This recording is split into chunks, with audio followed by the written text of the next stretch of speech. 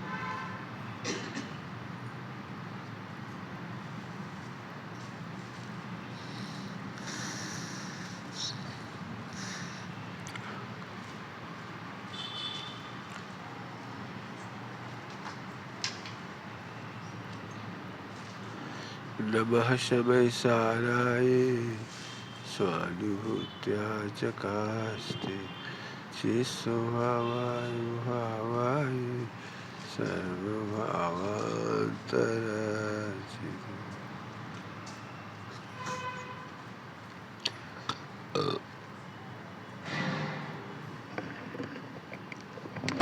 Hello.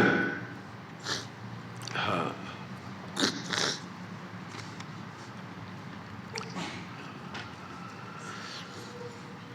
अगली line है, तेरा गुरु है नहीं बाहर, अहो तू ही परम गुरु है।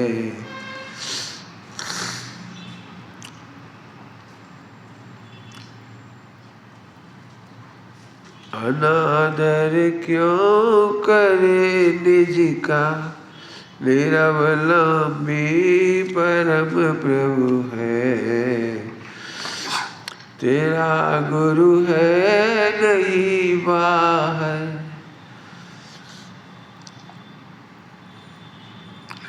जब भी गुरु की बात चलती है तो लोगों का उपयोग बाहर जाता है। लोग कहते हैं बिना गुरु के मार्ग कैसे मिलेगा, गुरु भी ज्ञान नहीं होता। जैसे ही गुरु का नाम आता है हम बाहर में खोजते हैं, और ये कह रहे हैं तेरा गुरु बाहर नहीं है। योग सारथी में गाता है,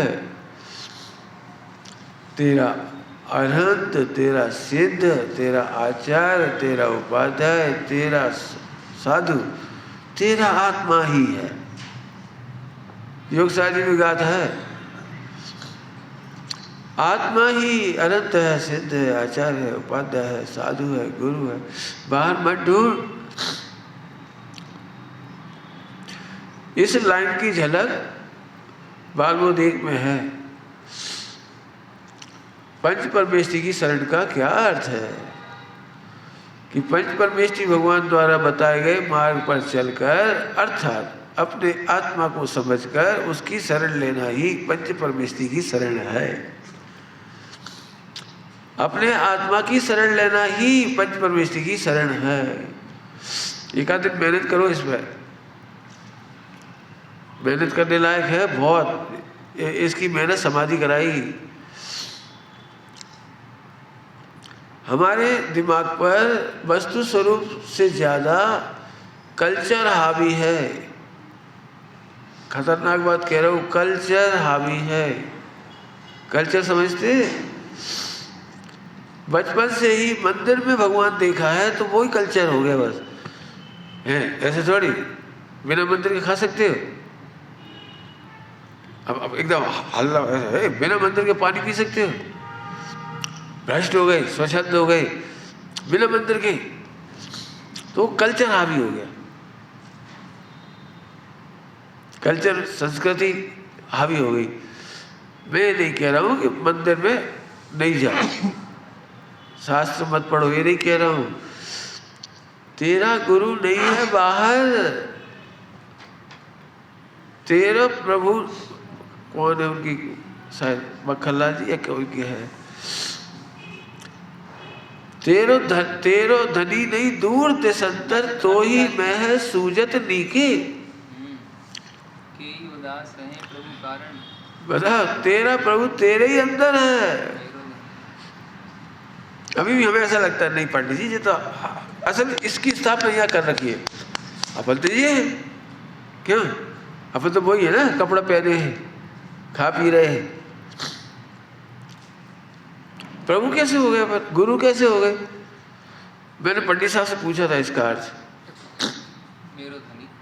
गुरु का, कि एक लिखा है गुरु है, आत्मा ही गुरु है, परम गुरु है। परम गुरु समझते हैं? अनंत भगवान से भी बड़े गुरु को परम गुरु कहते हैं। क्या कहा? अनंत भगवान से भी बड़े गुरु को परम गुरु कहते हैं। ये परम गुरु नहीं है, चरणान योग में ये परम गुरु है, चरणान योग में ये परम गुरु है, साधु गुरु है, ये परम गुरु है। चरणान योग का निषेध नहीं कर रहा हूं, आत्मा परम गुरु है। लो, ये तो परम गुरु लिख रहे, तो पंडित साहब ने इसका अर्थ बताया, वो सुनने लायक, कि अनादिकाल से आज तक किसी भी जीव ने अनंत भगवान की नहीं मानी। क्या कह रहे? अनंत भगवान की किसी ने नहीं मानी, ऐसा मानी है यहाँ वो व्यवहार से। जब तक मेरा गुरु अनंत भगवान की दिव्य ध्वनि से संतुष्ट नहीं हुआ, तब तक नहीं मानी। तो उनकी नहीं मानी का समझ गए? पहले गुरु ने माना, मेरा ज्ञान ही गुरु है, मेरा ज्ञान ही परम गुरु है। जब तक ज्ञान को स्वीकार नहीं होता है, मैं अनंत भगवान की बात भी नहीं मानता। अब समझ में आ गया होगा? अनंत भगवान की, आप में से कौन कौन अनंत भगवान की बात मानता है? प्रैक्टिकल करूं, यार आप मानते कि नहीं मानते? उतनी मानते हो जितनी समझ में आई। यदि पूरी मान लेते तो परम गुरु तुम भी हो जाते। मानने का मतलब समझ में आया? अनंत भगवान की बात सच्ची है, एक कहना मानना नहीं कहलाता।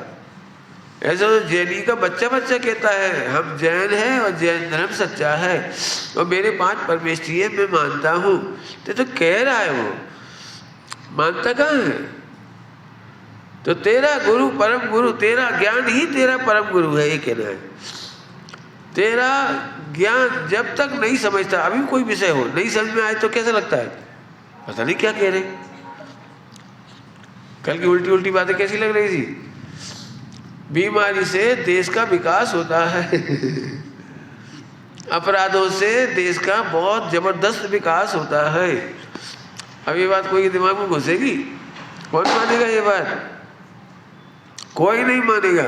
लेकिन जब समझ में आ गया पूरा बोलने पर, तो तुम्हारे ज्ञान ने स्वीकार किया, तो तुमने अपने ज्ञान की मानी, हमारी नहीं मानी। अब तो समझ में आ गया? तो अनंत भगवान की नहीं मानते। मैं कल परसों से रोज पढ़ा रहा हूँ, वैसे रोज ही कह रहा हूँ कि मेरे पास दोनों उत्तर हैं स्यादवाद से। मैं अनंत भगवान की बात मानता हूँ, ये भी है, और नहीं मानता हूँ, ये भी है। मैं स्यादवाद से दोनों कथन कर सकता हूँ। बच्चे मम्मी पापा की बात मानते हैं कि नहीं?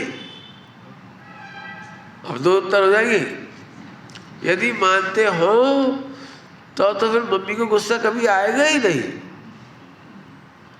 नाराजी नहीं होगी। मानते हो तो मम्मी कहती बेटे मोबाइल मत चलाओ, वो चला रहा है, तो मानता कहाँ है। मम्मी ने कहा बेटे पढ़ाई करो, होमवर्क करो, बच्चा नहीं कर रहा है, तो कहाँ मानता है। लेकिन उस बच्चे से पूछ के देखो, क्यों ये तुम्हारी मम्मी है क्या, हाँ मानते हो क्या, हाँ मानता हूँ, मानता हूँ। अब दोनों के बीच में से अर्थ करो, तो बच्चा मम्मी की बात मानता है कि नहीं मानता। कि मम्मी का बस चले तो अभी भगवान बना दे उसे। आपने देखा है घर में झगड़े कभी खत्म नहीं होते, सास बहू के, पति पत्नी के, बाप बेटी के झगड़े कभी खत्म नहीं होते। बच्चा कई बार सोच भी लेता है, चलो इतना सुधार मैं कर लेता हूँ, इतना सुधार कर लेता हूँ। आपने देखा सुधार करके कभी अगली फरमाइश आ जाती है और आगे बढ़ो। पिताजी बहुत शिकायत करते थे, नाराज होते थे, तू पढ़ता नहीं है, पढ़ता नहीं है। तो उसके ठीक है आज से मैं पढ़ूंगा, तो पढ़ने लगा वो। तो अब खेल रहा था पढ़ाई करने के बाद। पिताजी बोले क्यों खेल रहे हो, पढ़ते नहीं हो। कि पढ़ रहा हूँ, मैंने पढ़ के होमवर्क कंप्लीट कर लिया, अब खेल रहा हूँ। तो आगे का पढ़ो। अरे होमवर्क कंप्लीट हो गया, याद करने का काम कंप्लीट हो गया, मेरी पढ़ाई पूरी हो गई, अब तो खेलने के लिए है क्या, आगे पढ़ो। मेरे पिताजी मुझे इस बात के लिए नाराज होते थे कि एनुअल एग्जामिनेशन पूरी हो गई तो अभी तू खेल मत। तो मैंने क्या करूं, तो बोले अगले साल की किताबें किसी से लेके आओ। अगला साल समझ गए ना, 10th पढ़ना है तो 10th पास जो 11th के भी स्टूडेंट है उनसे पुरानी किताबें लेके आओ और पढ़ो।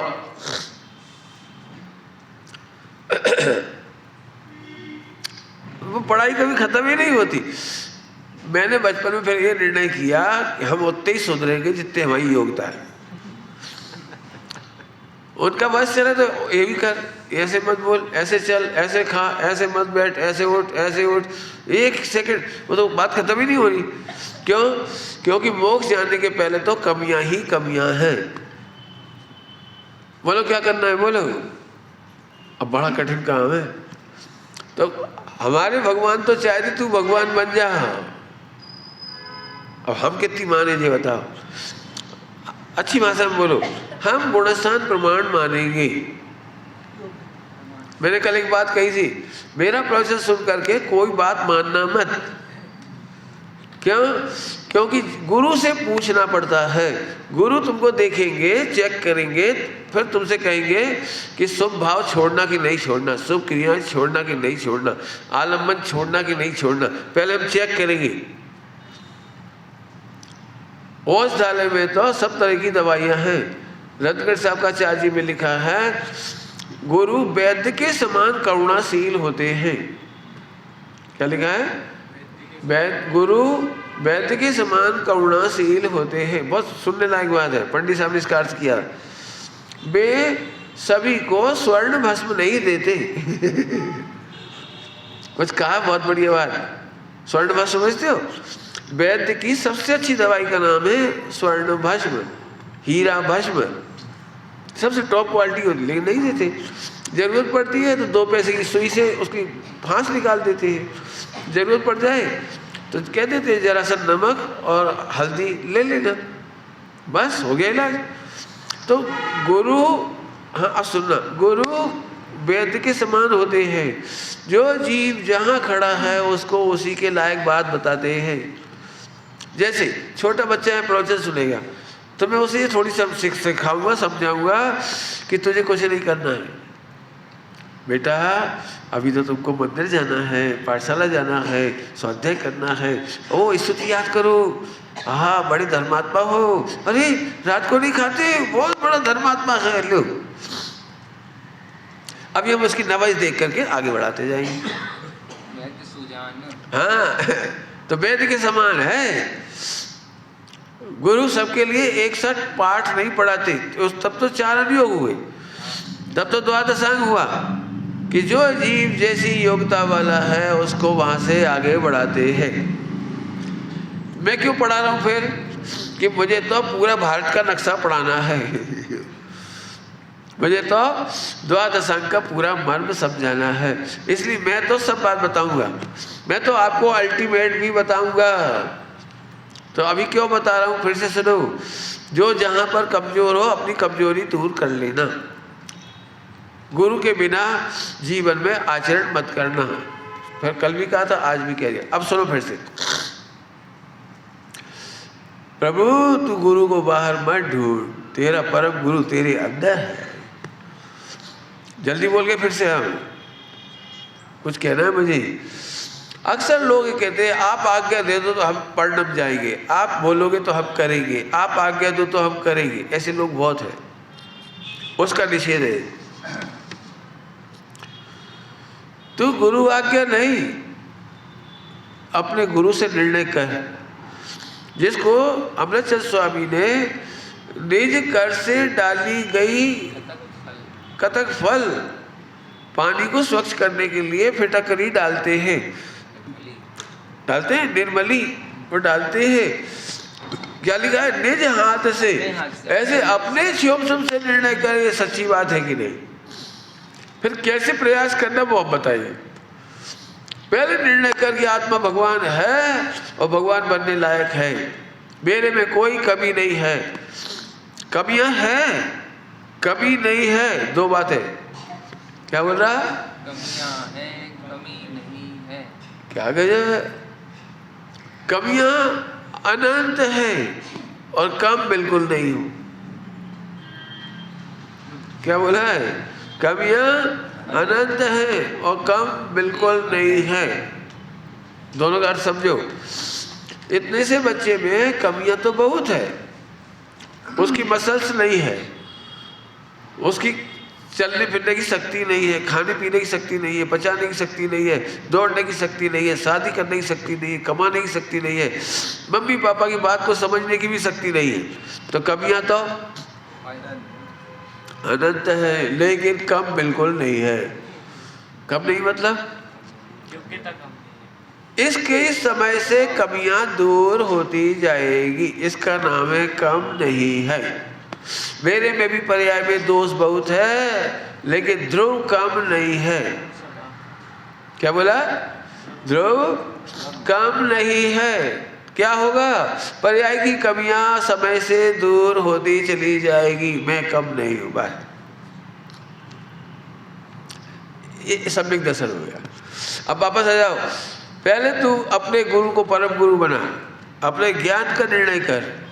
ध्यान रखना, हमें चारों नियमों में बहुत सारी बातें अच्छी लगती है, लेकिन हम फॉलो अप नहीं कर पाते, नियम नहीं ले पाते। ज़्यादा दूर मत जाओ, छोटी छोटी बातें लो। हम जानते हैं झूठ बोलने से नरक जाते हैं, फिर भी हम झूठ बोलते हैं। सर्वथा झूठ नहीं बोलते हो, सर्वथा झूठ नहीं बोलते, लेकिन फिर भी जरूरत पड़ती तो झूठ बोल देते।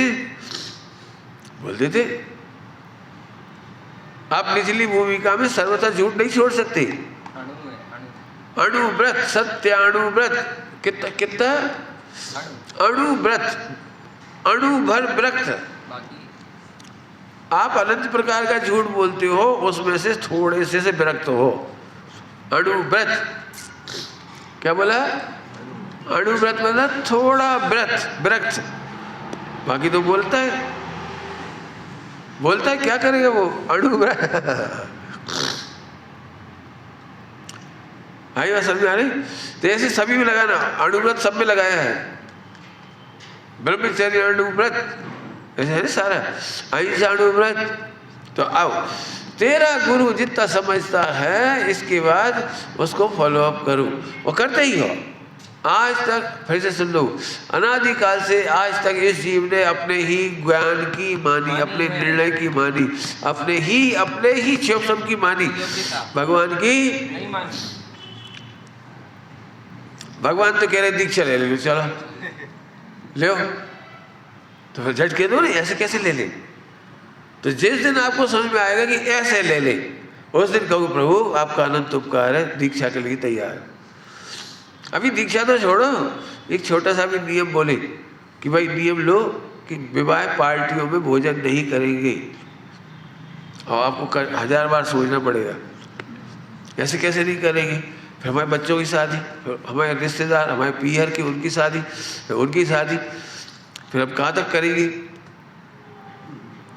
बोलो, होटल में नहीं खाएंगे, सोचो।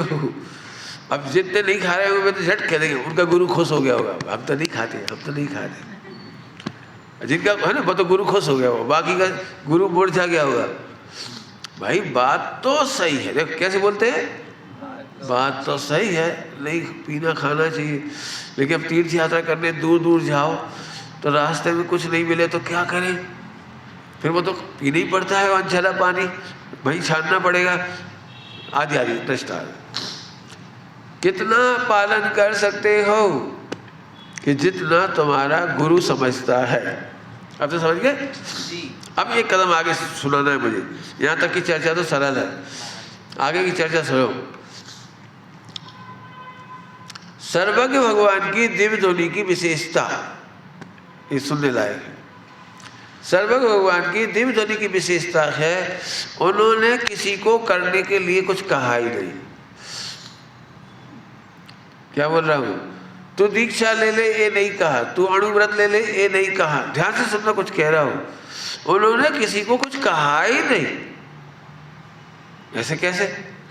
तो सुनने लायक बात है, सुनो।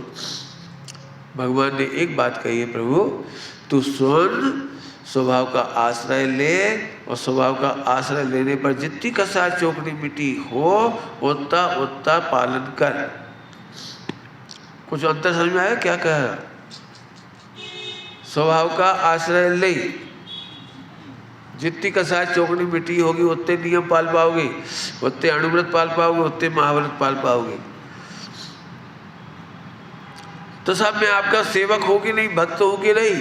क्या कैसे कि एक एक गुणस्थान में असंख्यात लोक प्रमाण भेद है, इसलिए कोई भी मेरा अभक्त नहीं है, सब भक्त हैं।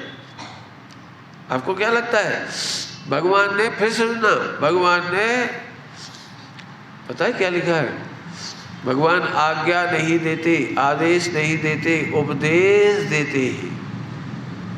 क्या बोला मैंने? भगवान आज्ञा नहीं देते, ए तुम ऐसे करो, दीक्षा लो। और जो पढ़ाने वाला व्यक्ति भी यदि ऐसे कहते तुम्हें दीक्षा लेनी पड़ेगी तो गलत कर रहा हो, जैन शासन के विरुद्ध है, तुम्हें नियम लेना ही पड़ेगा। यदि कोई बोलता है, बाध्य करता है तो जैन शासन के विरुद्ध है। सर्वज्ञ भगवान ने किसी को बाध्य नहीं किया। क्या दिया था? उपदेश। उपदेश समझते हो? उपदेश कैसे कहते हैं? उपदेश की लैंग्वेज, ग्रामर की भाषा में थर्ड पर्सन, फर्स्ट पर्सन का उपदेश नहीं देती, सेकंड पर्सन का उपदेश नहीं देते, थर्ड पर्सन। थर्ड पर्सन समझ गए होगे? जैसे मैं दृष्टांत देता हूँ, जैसे मैं दृष्टांत, जो व्यक्ति दूध में शक्कर डालता है उसका दूध मीठा होता है। अब समझ जाओ, समझदार व्यक्ति समझ गया भगवान हमसे क्या कह रहे हैं। क्या समझ गया? समझदार व्यक्ति उत्तम पुरुष में समझ गया। उत्तम पुरुष, अरे तो मुझे दूध मीठा करना है तो अब क्या करेंगे? शक्कर डालेंगे, बस। देखो उत्तम पुरुष हो गया। भगवान ने तो बोला था अन्य पुरुष, थर्ड पर्सन की लैंग्वेज में। जितना संविधान लिखा गया है, संविधान शासन है, शासन भारतीय शासन, तो शासन माने उपदेश, वो भी थर्ड पर्सन में लिखा गया। जो चोरी करेगा वो जेल जाएगा, जो ऐसे करेगा उसको फांसी लगेगी, जो ऐसे करेगा ऐसे, जो ऐसे यहाँ पर पूरी जिनवाणी जो में लिखी गई है। हाँ, समझदार व्यक्ति उसे फर्स्ट पर्सन में समझ जाता है। जो व्यक्ति देख के नहीं चलता वो गिर पड़ता है। ट्रांसलेशन करो, समझदार व्यक्ति ट्रांसलेशन करेगा, ओह तो मैं देख के चलूंगा। ट्रांसलेशन, जिन्होंने भी आत्मा को जाना वे परमात्मा बन गए, ये उपदेश पूरा हो गया।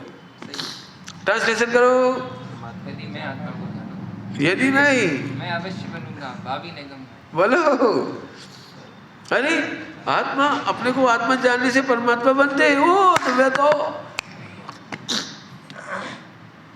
कितनी जल्दी हुए काम। कितनी जल्दी? वापस बोलो, जो आत्मा को जानते हैं वो परमात्मा बनते हैं। ट्रांसलेशन करो। अरे तो मैं आत्मा ही हूँ, मजा आ गया, मेरा काम हो गया। अब अपन ने अड़ंगा डाल दिए थोड़े से, नहीं ऐसे थोड़ी, ऐसे थोड़ी, इतनी जल्दी थोड़ी, अभी तो सुना है बेटा। अब प्रतीति करो, प्रतीति, तर्क से सोच, युक्ति से सोच, अनुमान से सोच, शास्त्र से सोच, फला से सोच, और ऐसे सोच, फिर बैठ, फिर ऐसे नहीं हो जाएगा, पहले खाना पीना सुधार, फिर फला सुधार। हमने अड़ंगे डाल दिए इसमें। सब जैसे एकदम सरल काम था बिल्कुल। कितना सरल अभी बोला मैंने। बोलो बेटे, ये पेपर बहुत कठिन है, जो बढ़िया मेहनत करेगा वो फर्स्ट पास होएगा। सुनने वाले विद्यार्थियों ने ट्रांसलेशन कर लिया। ये पेपर बहुत कठिन है, खेलने कूदने से काम नहीं चलेगा, और मैं मेहनत करके इसे पास करूंगा। आगे बोलो, समझदार उत्तम पुरुष। अब तो आगे समझे। तो भगवान की वाणी कभी ये नहीं कहती कि तुम्हें दीक्षा लेना है। देख लेना, कहीं दिव्य ध्वनि में नहीं लिखा कि तुम्हें दीक्षा लेना है, तुम्हें प्रतिज्ञा करना है, कुछ नियम लेना है। भगवान की वाणी में तो ये आया है, जिसे बनारसी दास जी ने लिखा है, उदय प्रतिज्ञा को भयो। क्या लिखा? क्या लिखा? समझ में आया कोई? उदय ये नहीं लिखा। फिर मैंने अपने गुरु की आज्ञा से नियम लिया, गुरु की आज्ञा से प्रतिज्ञा ली, गुरु की आज्ञा से दीक्षा ली, ये नहीं लिखा। सुनो, जब उदय होता है ना, उसे कोई रोक नहीं सकता। क्या बोला? सूर्योदय का समय आता है तो कोई की ताकत नहीं है सूर्य को रोक देवे। ऐसे ही जब कसाय चौकड़ी मिटती है, 2 कसाय चौकड़ी मिटती है, तो फिर उदय होता है। उदय होता है माने कोई रोक नहीं सकता। आपने देखा है श्वेतांबरों के प्रथमान योग में और दिगंबरों के प्रथमान योग में अंतर है। क्या अंतर है? मैं एक लाइन बता रहा हूँ केवल। वहाँ महावीर भगवान दीक्षा लेना चाह रहे थे, लेकिन बड़े भैया ने, छोटे भैया जो भी थे, वे बोले नहीं अभी मत जाओ, थोड़े और रुक जाओ। तो रुक गए। हमारे यहाँ एक भी तीर्थंकर नहीं रुकता, ये कह रहा है। वहाँ है ऐसा। उन्होंने कहा रुक जाओ, मम्मी ने कहा रुक जाओ, रुक गए। बेटा शादी कर लो तो कर ली। ऐसा नहीं, विरक्त व्यक्ति उदय, क्या बोल रहा हूँ, उदय। पंडित ज्ञानचंद जी विदिशा वाले इसके लिए बहुत प्यारा दृष्टांत है। उदय का दृष्टांत जिंदगी भर याद रहेगा। बोलूं, अरे 2 कसाय चौकड़ी का वाह होने पर पवित्र परिणामों का उदय होता है, तो चाह करके भी रोक नहीं सकता नियम लेने को, प्रतिज्ञा को रोक नहीं सकता। तो दृष्टांत, जैसे किसी को प्रेशर आ जाए ऐसा दृष्टांत दिया, जैसे किसी को प्रेशर आ जाए तो उसे कोई रोक नहीं सकता। ऐसे ही जिसको संबल निद्रा का प्रेशर आता है, उसे नग्न दिगंबर होने में कोई रोक नहीं सकता। जंगल में जाने से रोक नहीं सकता। आपने देखा है, किसी को लाख तर्क दो लेकिन नहीं समझता तो नहीं समझता, और अंदर से परिणति की योग्यता आ गई हो तो जरा सा इशारा पाके हो जाता काम। इसके बहुत दृष्टांत है जिनवाड़ी में। भगवान को समझाने की जरूरत नहीं पड़ती। तर्क कुछ कह रहे, तुम लोगों से कह रहा हूं, सबसे कह रहा हूं, कुछ कह रहा हूं। अपने वैराग्य को तर्क से मत सोचना, तोलना, और अपने राग को भी तर्क से नहीं तोलना। 2 ही बात कह दी मैंने, बहुत काम की बात बोली। क्या बोला है? अपने राग को या अपने वैराग को तर्क से नहीं तोलना। फिर से बोल रहा हूँ, 2 बार बोल दिया। जैसे तुम्हें वैराग आ जाए, आ गया वाला, अब तुम्हारे घर वाले कह रहे शादी क्यों नहीं कर रहे, अब कैसे समझाओ क्यों नहीं कर रहे? अब देते जाओ तर्क पे, तर्क वो समझा नहीं पाओगे आप। अरे विकल्प नहीं है तो नहीं है ना, अब मैं क्या करूं? अब उनके पास तो लाखों प्रश्न हो जाएंगे, तर्क से कौन समझाए? बढ़िया दृष्टांत लो, नेमिनाथ भगवान को शादी का राग था, तो अभी तर्क से रोका नहीं अपने को शादी करने से। और जब बैराग आ गया तो तर्क से बैराग को भी नहीं रोका। पता नहीं सच्चा हूँ कि नहीं, पता नहीं गलत तो नहीं हूँ, पता नहीं मेरे को बेवकूफ़ी क्यों हुई, मैंने पहले क्यों नहीं सोचा, मेरे को दीक्षा लेना थी तो बताओ, अब उस लड़की का क्या होगा राजुल का, वो तो फालतू बदनाम हो गई, और जिसकी बारात लौट जाती उस लड़की की शादी कैसे होगी, और सारी दुनिया मुझे क्या कहेगी, और इतिहास में क्या लिखा जाएगा। Not logic. दीक्षा दीक्षा, शादी शादी। आदिनाथ पुराण पढ़ा है? डॉक्टर साहब सुनाते हैं, आदिनाथ का भगवान का पंच कल्याणक में डॉक्टर साहब सुनाते हैं क्या कि माता पिता ये सोच रहे थे ये तो तद्भव मोक्षगामी है, तीर्थंकर करे तो शादी करेगा ही नहीं, करेगा ही नहीं। माता पिता ने सोचा ऐसे, तो हिम्मत ही नहीं पड़ी कहने की शादी कर लो। 20 लाख पूर्व निकल गई। फिर एक दिन मम्मी पापा को विकल्प आया, माताजी पिताजी को, कि देखो भाई वो नहीं करेगा तो नहीं करेगा, अपना काम तो एक बार प्रपोजल तो है, प्रपोज तो करना चाहिए भाई, कर ले। अपन माता पिता है तो अपना तो कर्तव्य है ना कि बेटे से कहेगी शादी कर ले, नहीं करेगा तो अपन नहीं करेंगे, करेगा तो कर लेगा। तो एक दिन बहुत भूमिका बना करके माता पिताजी दोनों वो आदिनाथ के पास आए, कुमार के पास, आदि कुमार के पास आए। बेटा अब तुम बड़े हो गए। हाँ बड़े हो गए, बोलो बेटा अब आगे की सोचो। हाँ वो तो मैं सोच लिया, हमारी इच्छा है कि तुम शादी कर लो। हाँ तैयार।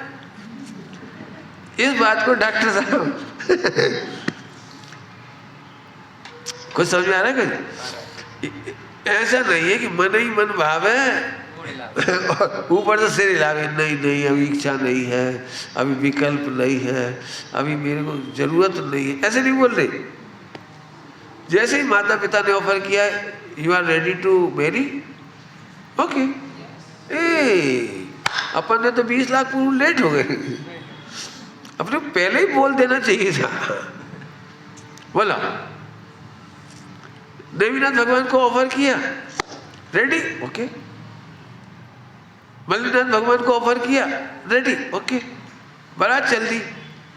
अब ये अलग बात है कि बैराग आया तो अभी मैं कुछ कह रहा हूँ, बहुत समझ नहीं बात। अपने राग को और अपने बैराग को एक क्यों हो रहा है कभी मत सोचो। बहुत ताकत से बोली मेरी लाइन। क्यों? जनरली बैराग आया तो क्यों आया, कैसे आया, गलत तो नहीं है, फला तो नहीं है, सही तो नहीं है, ऐसा तो नहीं है, इस सोच सोच के जीव मोक्ष मार्ग में दूर हो जाता है। बढ़िया बढ़िया मैंने खराब दृष्टांत, खराब बढ़िया दृष्टांत मैंने खराब दृष्टांत। क्या कमाल है, माघ नंदी मुनिराज और अचानक विकल्प हो गया तो कुमार की लड़की से शादी कर ली, फिर बच्ची भी हो गई, फिर वो भी बनाने लगे घड़ा। अब ये नहीं सोच रहे तर्क करके जी अपन क्या कर रहे जी, क्या कर रहे जी, क्या कर रहे, ये तो नहीं करना चाहिए, नहीं करना चाहिए, तो ऐसा कुछ नहीं। ये एक गड़बड़ हो गई, अब चलती रही चलती रही चलती रही। सोच लिया आचार्य के पास जाके क्या करेंगे, अब अपन ने तो गड़बड़ कर ली, तब रहने दो, तो तर्क नहीं लगाया। और फिर जब संघ में याद किया गया अभी भी फिर नहीं रुके कि बच्ची छोटी है, जिम्मेदारी है, उसकी शादी तो करना चाहिए, पैरों पर खड़ा कर देना चाहिए। क्या पत्नी रोएगी और समाज क्या कहेगा, दुनिया क्या कहेगी, और वहाँ मुझे इज्जत नहीं मिलेगी, सब मुझे भ्रष्ट मुनि मानेंगे। कोई दिमाग में बोझ नहीं दिया। मैं बहुत आराम से कह रहा हूँ, आनंद से कह रहा हूँ ये बात। कितने ही पतित हो जाओ तो भी मत सोचो, और कितना भी उत्थान का अवसर आ जाए 1 सेकंड में तो बदल, देर मत लगाओ। न इधर घंटों सोचते रहो, न इधर से। कहावत है, पता नहीं मुझे पूरी याद नहीं, उसका भाव बता रहा हूँ। जो ज्यादा दीर्घ दृष्टि वाले होते हैं वे कभी काम नहीं कर पाते। कहावत है कोई, ज्यादा दूर तक की सोचते हैं वो काम नहीं कर पाते। क्या बोला? जो बहुत लंबा लंबा प्लान बनाते रहे, लंबा लंबा प्लान, जैसे प्रैक्टिकल एग्जाम्पल देता हूँ आप ही लोगों की। भाई अब एक काम करो, आप लोग विरक्त हो गए, निवृत्ति ले लो, तो फौरन लंबा लंबा सोच लेंगे, निवृत्ति ले ले तो फिर इनका क्या होगा, फिर बच्चों का क्या होगा, फिर बच्चों के बच्चों का क्या होगा, फिर ये प्रॉपर्टी का क्या होगा, फिर फला का क्या होगा, फिर फला का। अरे तेरा क्या होगा ये तो सोच। अपन मर गए तो फिर क्या होगा इनका, अपन मर गए तो क्या होगा इनका, अपन मर गए तो क्या होगा। पंडित जी भले ही राग नहीं हमें प्रॉपर्टी से, लेकिन चाय जैसे तो छोड़ के नहीं जा सकते। हम कह रहे तेरे राग है खतरनाक। लंबा लंबा सोचने की जरूरत है क्यों, मरते समय लंबा सोच पाते हो, एक सेकंड में चल देते हो। ऐसे आत्म कल्याण करने में मैं तो अपने बच्चों को कहता हूँ जो मेरे पास आते हैं, जिसको ब्रह्मचर्य का भाव आए वो पहले नंबर ये समझ जाए कि मैं मर गया। भाषा खराब है लेकिन है बहुत आनंदमय। जिन्हें आत्म कल्याण करने का भाव उदित हुआ हो, वो सच्चा है कि झूठा, ज्यादा दीर्घ दृष्टि से मत सोचो, ये सोचो कि मर गए। अब सोचो मुझे बहुत फायदा हुआ इसका, मैं तो अपनी बात कह रहा हूँ, मुझे बहुत फायदा हुआ, मैं मर चुका हूँ। जैसे अभी मेरे यहाँ तक का कार्यक्रम बना तो मेरे दिमाग में से नहीं बना, इन बच्चों की वजह से बना। अभी कोई मना कर दे कि साहब अपने को नहीं जाना है हम बेंगलोर, तो मुझे एक सेकंड भी विकल्प नहीं होगा, क्यों मर गए हम तो। अब तो हम उदय प्रमाण घूम रहे हैं बस। अभी मालूम पड़ जाए कि समय से जी वापस जाना है, गोमटेश्वर बाहुबली कभी नहीं जाना था, मत जाओ वापस चलो, मुझे एक सेकंड भी टेंशन नहीं होगी। क्यों? क्योंकि मैं तो परमात्मा प्रकाश की गाथा है, धर्मात्मा बसे हुए को उजाड़ते हैं और उजाड़े हुए को बसाते हैं। क्या कह गए? धर्मात्मा कौन? धर्मात्मा कौन? जो हरी भरी गृहस्थी संसार बसा हुआ है उसे उजाड़ते हैं, और अनादिकाल से मोक्ष की बस्ती उजड़ी है उसे बसाते हैं। रत्नत्रय उजड़े हुए हैं तो रत्नत्रय को बसाते हैं, और मिथ्यात्व को बसा हुआ है उसको बोलो उजाड़ने तैयार हो।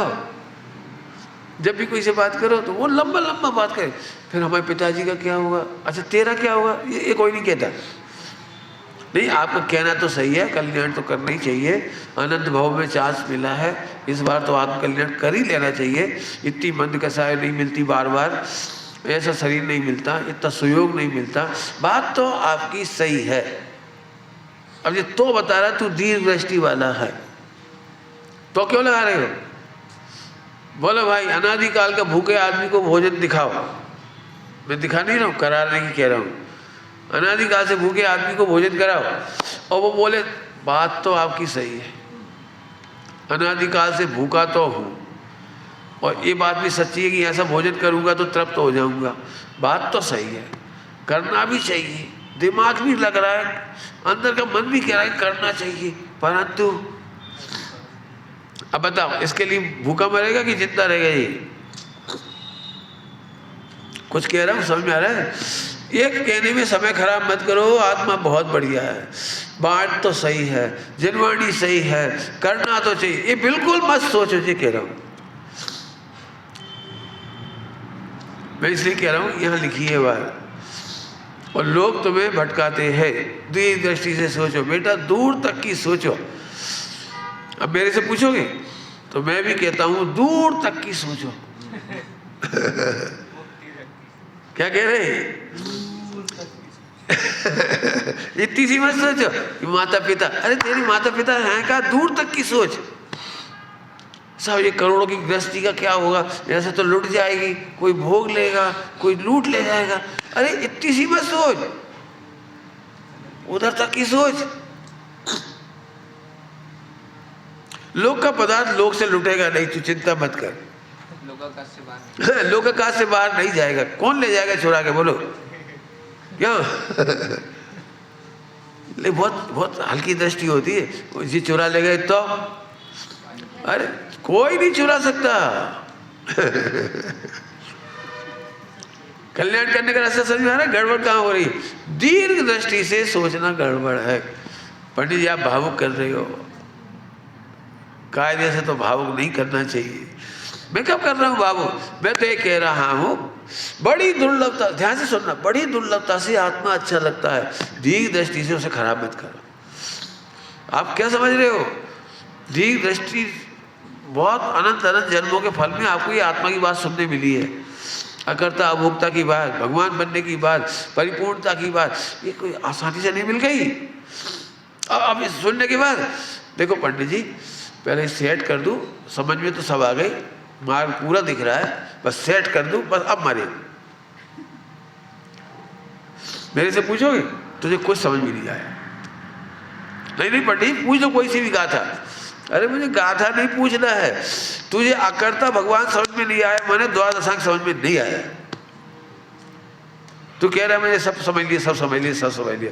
अकर्ता को करने का भाव, सेटिंग का भाव, बदलने का भाव, हेर फेर करने का भाव नहीं आता।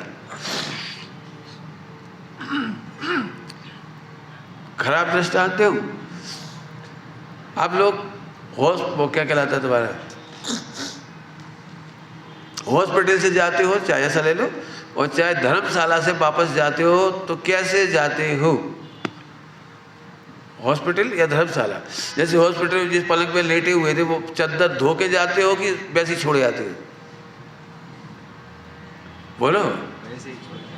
वहाँ जो यूरिन पॉट था और कौन कौन से पॉट थे और अलमारी थी और वहाँ कागज रखे थे और दवाइयाँ जो कुछ वहाँ पड़ा था, तो उन सब की सफाई करके आते हो, झाड़ू पोछा करके। हाँ वो बोतलें चढ़ी थी, बोतलों की ढक्कन वो बोतलें रखी रह गई, वो जो लगाई थी बोतल ग्लूकोज वगैरह की, क्या करते हो? हिसाब लगाते हो, रुको उठा बेटा कितनी बोतलें हैं? 15 लगी थी, 14 का ये कहाँ गई? क्या करते हो बोलो? जैसे नाक सिरकी। समझ में आ गई बात? आहा, दीक्षा लेके ऐसे चले जाओ जैसे कचरा पड़ा है। खंड की विभूति कचरा है, आत्मा की वैभव के सामने, चैतन्य के वैभव के सामने इनका कोई कीमत नहीं है, ऐसे छोड़ के चल दिए। लेकिन जो दीर्घ जीवी होते ना, दीर्घ सूत्री, क्या लिखा है? नहीं वो तो है दीर्घ सूत्री विनश्यति, ऐसा भविष्य विनश्यति, ऐसा कुछ सूत्र है, सूक्ति है। हाँ दीर्घ सूत्री विनश्यति, विनश्यति माने नष्ट हो जाता है। अब हमारी सूक्ति बना देना संस्कृत में, दीर्घ सूत्री सदा जीवित, जीव क्या बना हुआ, जो जीवती, जो तुम कर लेना सही। अरे दीर्घ सूत्री बन, क्या तुम इतना सा हिसाब लगा रहा है? जैसे हॉस्पिटल के कचरे का हिसाब नहीं लगाते चलते समय, पलट के तो देखते क्यों? फिर कभी कोई, क्यों आप में से कोई ऐसे व्यक्ति है कि कोई आपके मेहमान आते हो उनको लिवा के जाते हो, ए देख के आओ इस वार्ड में इस पलंग पे हम लेटे रहे, बहुत अच्छा पलंग है, बहुत अच्छी कंपनी का है, इतना आराम मिलता था, याद आती, इसी की याद आती घर में जाके भी। वो दिन कब आएगा जब याद नहीं करते, ऐसे 6 खंड और 96,000 रानियों को याद नहीं करते। 96,000 रानियां कैसी हैं? जैसे पड़ी हुई बोतलें। बहुत खराब बोलते हो आप। अरे ये अखंड वैभव के सामने 6 खंड का दम क्या है? क्या बोला? बहुत ऊंची रचना है, तेरा परम गुरु तेरा ही है। तू अपनी आगे क्या लिख रहे पता है? अनादर क्यों करे निज का, अनादर। अब अनादर का मतलब समझते हो? अनादर का मीनिंग क्या होता है? अनादर का मीनिंग पूछ रहा हूं, बोलो। हैं?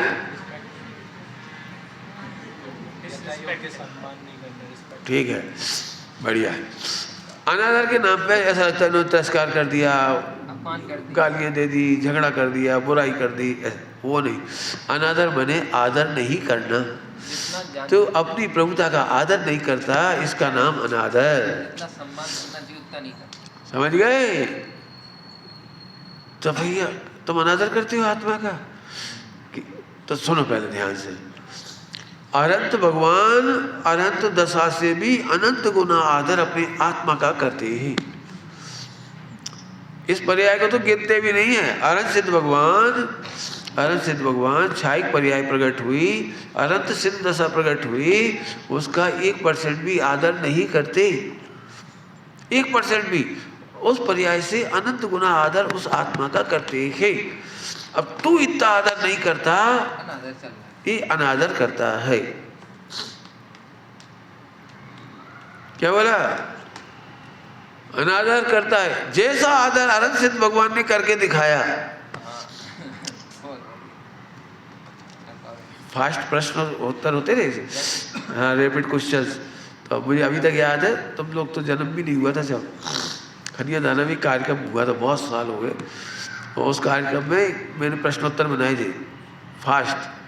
तो उसमें पूछा था एक प्रश्न कि सिद्ध भगवान को सिद्ध दशा पसंद है या नहीं, जल्दी उत्तर दो।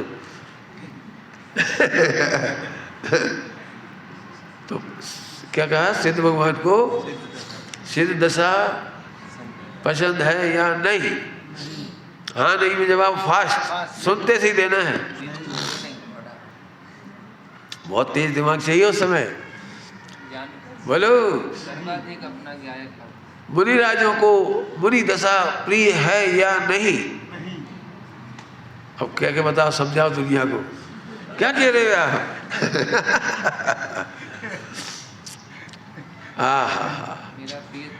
समझ में आ गया कुछ? मेहनत करने की बात बता रहा हूँ।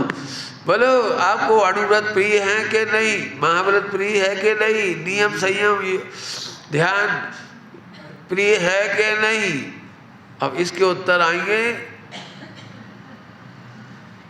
बोलो। आहा, समझाऊंगा अभी, मैं जानता हूँ गड़बड़ हो जाएगी आपकी, मुझे समझाना पड़ेगा। भाई आप एक ही एंगल से क्यों सोचती हो? चरणानुयोग शैली से आप प्रथमानुयोग शैली से क्यों सोचते हो? अनेकांत से सोचो। मैं बोलता हूँ, समझना ध्यान से, दृष्टांत दूंगा उसको समझ में आ जाएगा। अरे मुझे आत्मा पसंद है इसलिए नियम पसंद है, मुझे आत्म कल्याण पसंद है, त्रिकाली ध्रुव भगवान आत्मा की रमणता पसंद है, मुझे इसके आश्रय से भगवान बनना पसंद है, इसलिए अणुव्रत महाव्रत पसंद है। तो व्यवहार आ गया ना, निश्चय व्यवहार आ गया ना। आत्मा पसंद है एक निश्चय हो गया। खरे खर देखा जाए तो अणुव्रत महाव्रत उसे अच्छे लगते नहीं है खरे खर, लेकिन करता बहुत अच्छे से है, इसलिए चरणानुयोग कहता है कि उसको प्रिय है। समझ में आ गई बात? अभी दृष्टांत दे के घोंटता हूं इसको। बोलो भाई, एक लड़का 10th क्लास में आ गया, 10th क्लास में, तो पूरा हिंदुस्तान उसको मिलने पर एक ही बात कहता, ओहो इस बार तो बोर्ड की एग्जाम है, ओहो अब तो बहुत बड़ी क्लास में आ गए, ओहो बहुत बढ़िया, सब उसकी तारीफ कर रहे। तो उसने सोचा कि 10th क्लास बहुत अच्छी है, इसमें अपने को 10 साल रहना चाहिए।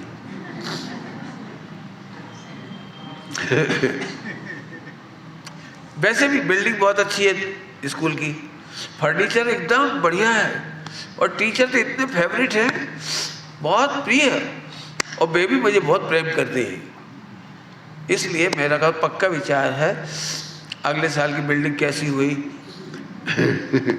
टीचर कैसा हुआ, फर्नीचर कैसा हुआ, अपन तो यही रुकते हैं 10 साल। हाँ बोलो, क्या कहना है आपको?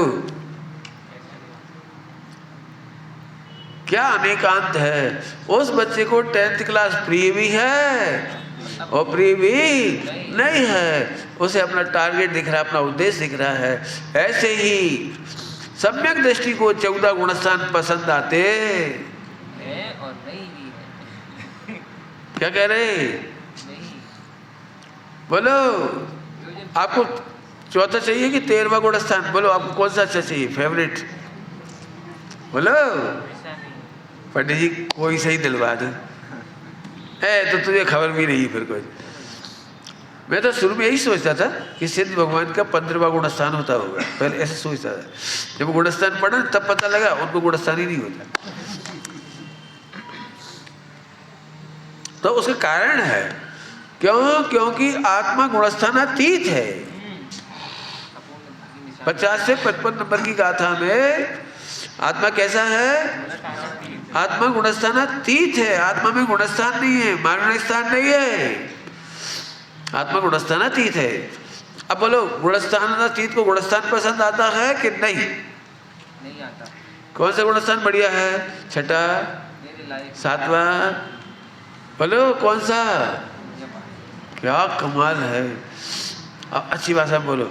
जब गुणस्थान पसंद आता है तो पहला गुणस्थान होता है, और जब गुणस्थान पसंद नहीं होता है तो सिद्ध होता है। क्या करना है बोलो?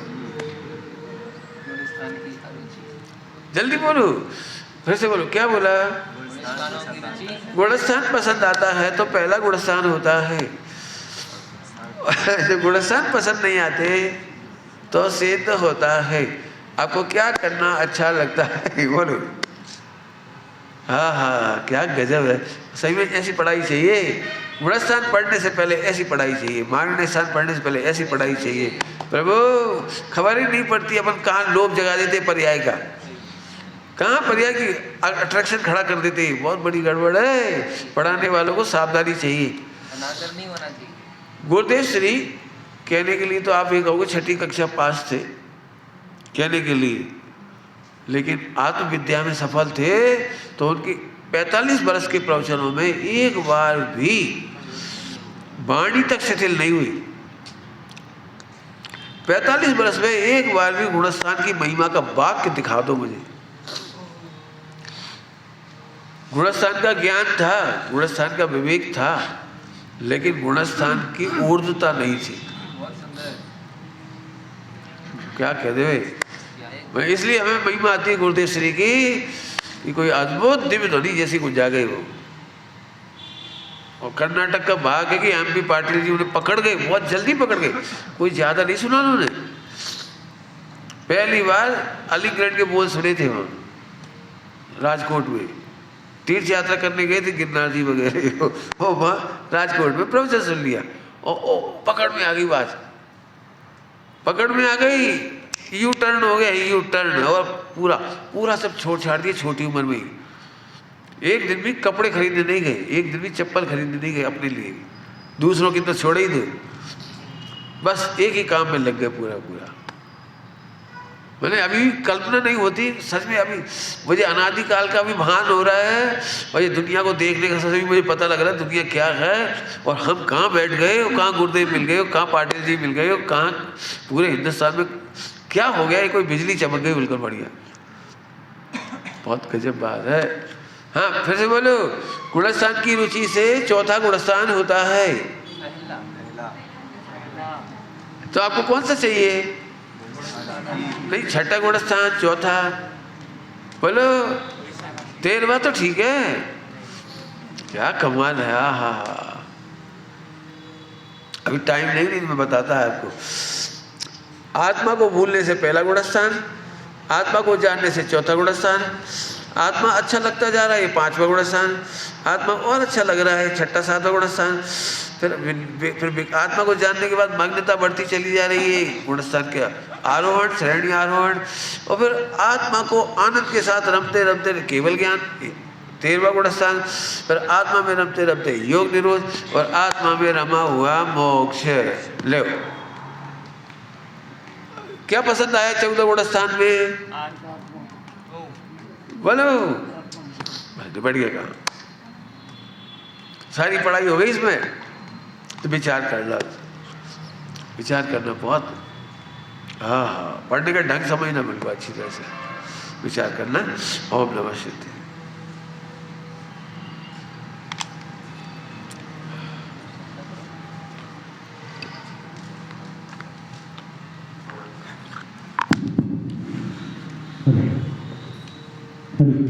अभी आपने पंडित जी का प्रवचन सुना है। अब द्वितीय प्रवचन के क्रम में